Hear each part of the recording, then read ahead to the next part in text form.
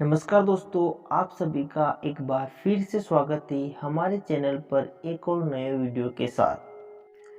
हर साल कार्तिक मास की कृष्ण पक्ष की चतुर्थी के दिन महिलाएं अपने पति की लंबी आयु के लिए निर्जला व्रत रखती हैं। इस दिन को करवा चौथ कहा जाता है। रात में चांद को देखने के बाद और अपने पति का चेहरा देखने के बाद ही महिलाएं इस व्रत को खोलती हैं। करवा चौथ के व्रत को लेकर शास्त्रों में बताया गया है कि इस व्रत को करने से न सिर्फ पति की आयु लंबी होती है, बल्कि इस व्रत को करने से वैवाहिक जीवन की सारी परेशानियां भी दूर होती हैं और सौभाग्य की प्राप्ति होती है। तो आइए सुनते हैं करवा चौथ की व्रत की कथा। एक साहूकार के 7 लड़के और एक लड़की थी। सेठानी समेत उसकी सभी बहुएं और बेटी ने करवा चौथ का व्रत रखा। साहूकार के लड़के अपनी बहन से बहुत प्यार करते थे। साहूकार के लड़के जब भोजन करने लगे तो उन्होंने अपनी बहन से भोजन के लिए कहा। इस पर उनकी बहन ने जवाब दिया, भाई अभी चांद नहीं निकला है, चांद निकलने पर उसे अर्घ देकर ही मैं भोजन करूंगी। तब भाइयों ने सोचा कि चांद पता नहीं कब उदय होगा, अपनी बहन तो भूखी है। उन सब ने उपाय सोचा और पहाड़ पर जाकर आग जलाई और उसके आगे चालनी लगाकर चांद बना दिया और बोले कि बहन चांद उग आया। बहन अपनी भाभियों से बोली कि चांद उग आया, तो भाभियाँ बोली कि ये चांद आपके लिए उगा है। वह बोली थी, नकली चांद के अर्घ देकर भाइयों के साथ खाना खाने बैठ गई। उसने जैसे ही पहला ग्रास तोड़ा तो उसके बाल आ गया, दूसरा तोड़ा, इतने में ही उसके ससुराल से बुलावा आ गया कि लड़की को तुरंत ससुराल भेजो।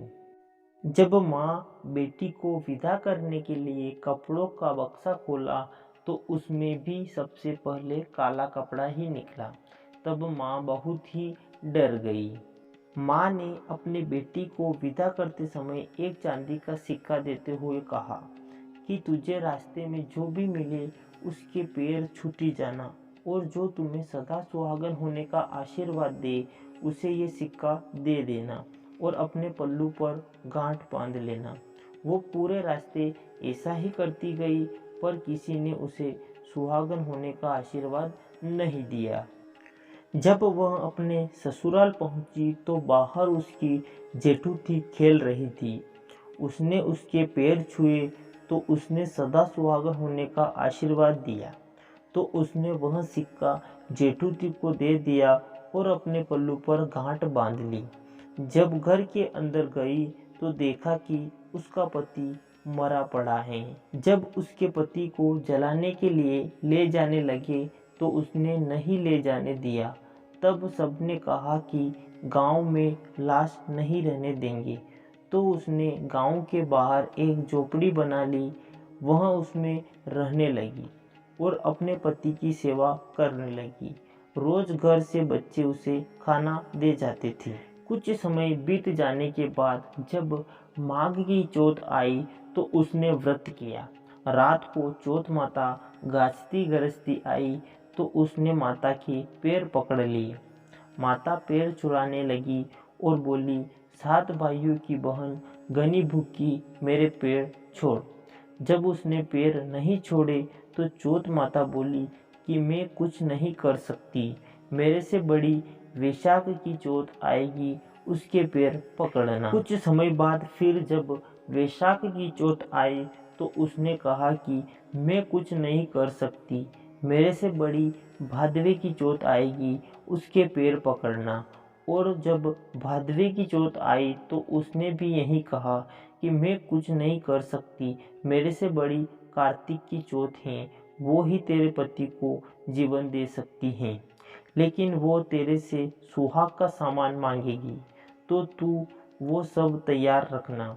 लेकिन मैंने तुझे ये सब बताया, ऐसा मत कहना। जब कार्तिक चौथ आई तो उसने अपने पति के लिए व्रत रखा।